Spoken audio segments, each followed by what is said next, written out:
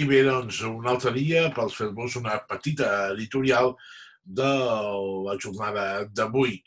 En principi, la meteorologia ens ha ajudat.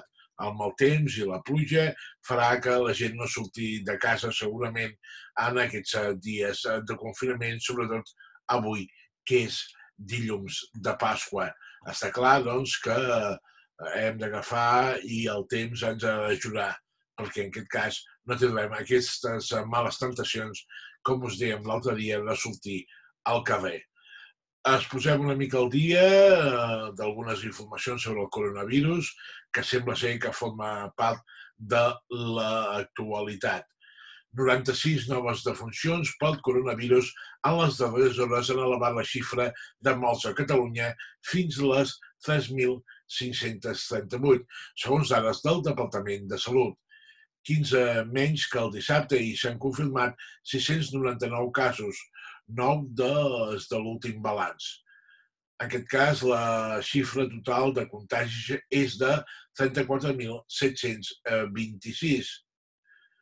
Hem de dir que tot això ens porta unes xifres força importants.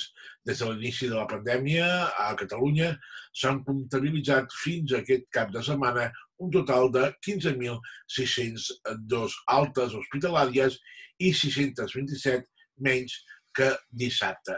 Bé, doncs amb aquests números tenim bastant clar el fet de quedar-nos a casa.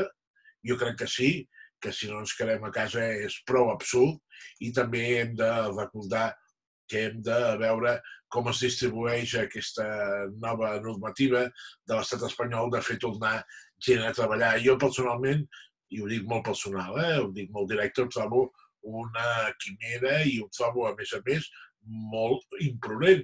I aquesta imprudència potser després les pagarem prou cares. Dit això, doncs, què hem de fer? Doncs quedeu-vos a casa, si no heu de treballar, a veure què diuen les vostres empreses. Demà dimarts serà el dia de prova de força, el seu primer dia laborable en aquesta Setmana Santa, ja que avui dilluns a Catalunya és festiu. Doncs ja sabeu, feu bondat, intenteu seguir les indicacions si són prou clares. El que nosaltres sí que us direm, que seguirem treballant a casa des de Ràdio Ciutat. Moltes gràcies i fins a la propera. Adéu.